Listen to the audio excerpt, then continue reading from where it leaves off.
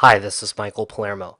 In this course on CSS3 technologies, we're now at the module regarding animations. In this module, we're going to be covering what CSS3 refers to as animations, but a very related item to animations is called transitions. So we're going to understand what the difference between those two are, and you'll obviously be able to pick which one is best for your website.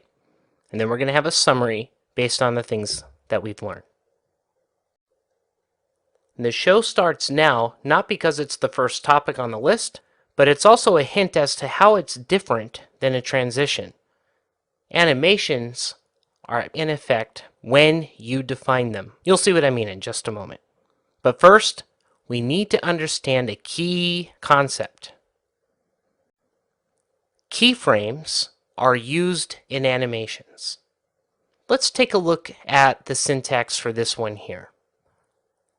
We've established a keyframes with the name of blushing. So that's what that is. It's a name, an animated name. The first line inside says from a background, which would be a light gray color, to another background, which would be more of a blushing reddish pink background, thus the name. That in itself didn't do anything. It's just a definition for an animation. This one, still blushing, is just trickery. It's the same exact definition as above, but now we see instead of the from and the to, it's a 0% to 100%. In actuality, from is 0 and to is 100. So you can use either approach when you're creating your keyframes. Let's see another example of a keyframe in action. This one's called Get Gloomy. Now notice that I don't have to have just a start and an end. I can have a journey as to how we got gloomy. So first, we started with a white background, which wasn't so gloomy.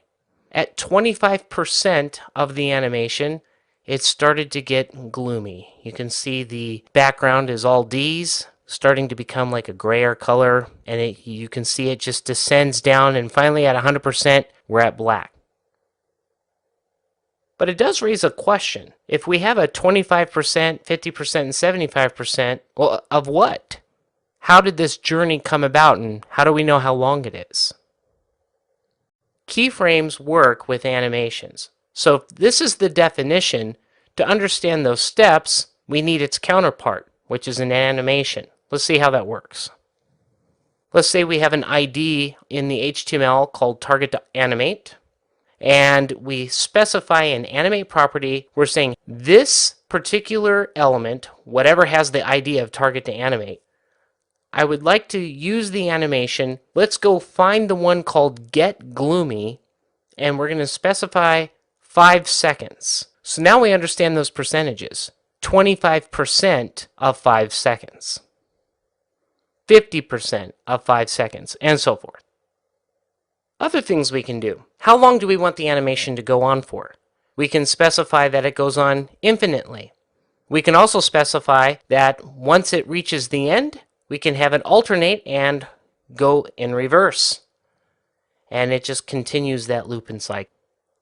As I always say, no better way to understand it than to see it for yourself. So let's go check out the CSS3 Demos website. Well, I'm in the starting solution for this module, and you'll notice that as I look inside of Solution Explorer in Visual Studio, there is a Demos folder, and in the Demos folder there are 2 new files, CSS3 Animations and CSS3 Transitions. I'm going to focus on the animations, which is currently open right now in the code editor. The only thing that has been specified with regard to a document level style is this box class name, and those are the dimensions, the background, and a margin, and it's applied to all of these divs on the page. Inside of the browser, it renders like this. So we have those 4 divs just sitting there. So what I want to do is introduce some animation concepts. To simplify this approach, I'm just going to be targeting one browser, or specifically this vendor prefix of WebKit.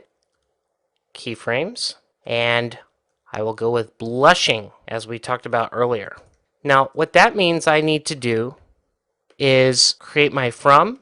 Background is what I'm going to be targeting in this animation. The background is going to be, all those D's. And then my to is also going to be referencing the background. And I'll supply that somewhat blushing color, FF9999. And I have my first keyframe created. Now, in itself, it does nothing. Let me prove it. I'm going to save this, go back over to the browser, and make sure it's refreshed. And as you can see, nothing exciting here. What makes all of this exciting is when we apply the named keyframe, this here being blushing, and we want to apply this animation to something. So I'm going to say, hey, Mr. Div1 down there, the first box, I would like to do something special for you. I'm going to use the WebKit dash animation with the name of blushing on you. And I'm going to do so for, let's say, 5 seconds. I'm going to save that. Now when I go over to the browser, and when I hit refresh, the first box is animated. The 5 seconds have come and gone, and as you can see, at the end of the animation, it just restores itself to the state that it was at. Let's look at more examples.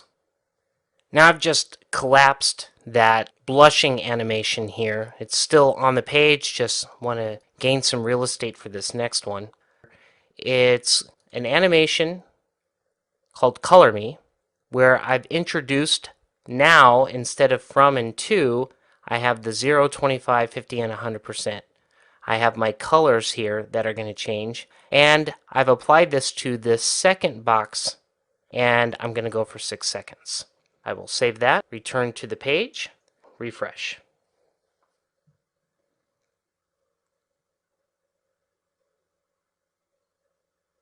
So the animations work.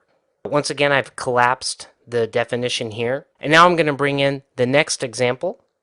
This one's called Alter Me. What I want you to notice is that in addition to just changing the background colors, notice after 25%, I introduce a box shadow. So your animations can become extraordinarily complex. Notice that I'm applying it to the third div, and I'm going to go for 10 seconds. I'll save this and go back to the web page. Now let me hit refresh. And we can see that the box shadow or the glow is starting to appear on that other box.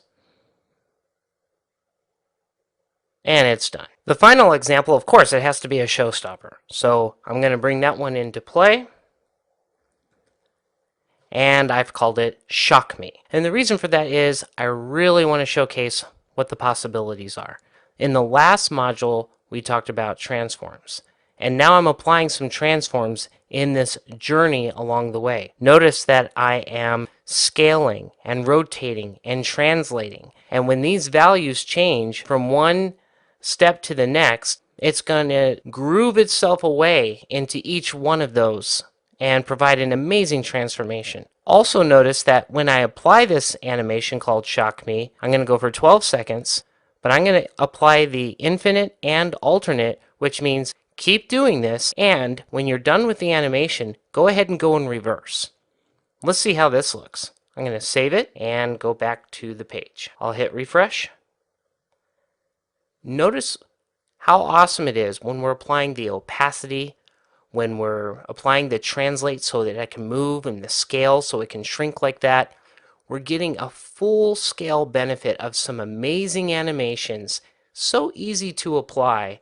And of course, this is just being done to a simple div. Just imagine what you can do with some of these animations. But this module isn't over yet. We still have transitions to get to.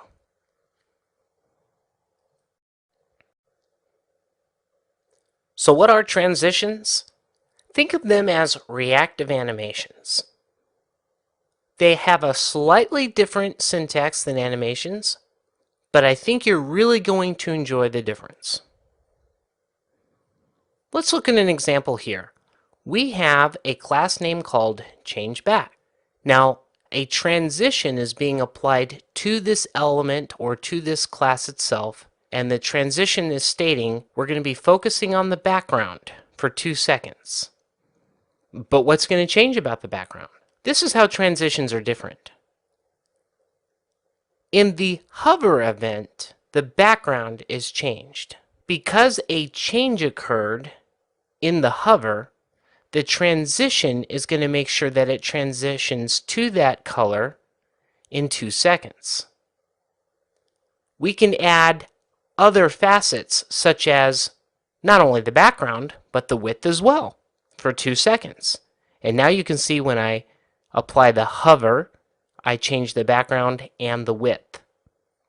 Another way that you can easily do this is just say, let me transition all things for 2 seconds. So whatever is in my hover, whatever properties change that visually impact the user, that's what will transition for 2 seconds. It's a very simple syntax, but very powerful as well. The key here is that the animation begins on the change of state that you requested in your transition property. So for example, in this screen, every property that would change in the hover event that's visual would apply the moment that the hover happened. But of course, we must see this for ourselves. So let's go back to the CSS3 Demos website and look at an example. I'm in Visual Studio, and in Solution Explorer, I'm just showcasing that there is a file called CSS3 Transitions. That file is open in the text editor right now, and I already have the first transition on line 13 established. That for 2 seconds, if the background should change for any reason, then go ahead and transition to that. Well, if we hover over it, then the background's going to change to a yellow color from a gray color. So with that stated, I'm going to go ahead and save this, and let's view that simple transition right now. So if I hover over any one of these boxes, then I'm going to see the change to that background. Let's see what happens if I make the transition longer. Let's say a background for 4 seconds. I'll save that and refresh. See how long that's taking? And notice also when I leave that it gracefully handles itself on those transitions. Pretty cool. Let's do some more. Let me change this back to 2 seconds. But let me also add a width down here. A width, let's say for 200px. And notice I have not specified that I'm targeting that in my transition, just the background. Let's see what happens. I'll save that and go back to the page and refresh. Let's see what happens here. So you'll notice that the width is instantly applied, although I still get this changing transition with the color. What if I want the width to grow as well? I can provide a comma-separated view like this. Save that, go back here and refresh. And now watch what happens when I hover. I get a very nice gradual growing transition for each one of these. Very cool. We could just specify that all things will be impacted, and I could add something very cool like a border radius. And let's set it to 50%. And now let's go back and see what happens. I'll hit refresh, and let's see. We get that nice little rounded color look as it's trying to figure itself out with all the changes between the color, the width, and of course now applying those rounded corners. Now I'm curious to figure out where can I apply this in our CSS3 Demos site, the main page. What I'd like to do right now is For the title of the page, I'm going to add to the title a transition that says anything that changes, any property that changes visually, we'll give it a 3-second transition. So although I know we've changed the opacity on the title on a previous module, I'm also going to add an additional thing to change when the title is hovered. And that's going to just be that its color will become an amazing beaming white. That's it. So with that very simple change, let's see how this is going to look in the browser.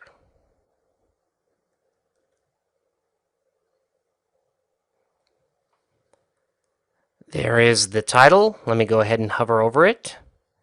And I get that slow, icy white look. And as I move away, it gracefully goes back. I think what would stand out even more is if that thing kind of popped out a little bit. Back in Visual Studio, I am going to apply a transformation of scale, and the scale is going to increase itself just by 15%. Let's see how that looks when we return to the page and refresh. Now it pops out a little bit, provides that ooh-ah factor, and slowly goes back. So in summary, this module was really about animations, but we saw that there were two flavors. You can animate elements on a page via animations using keyframes, and remember, those are immediate. Or we can apply transitions. Transitions happen when you target a property or all properties that are visual to change for a period of time when triggered, such as in a hover event. You will see actually another example of this in an upcoming module. For now, this concludes this module on animations.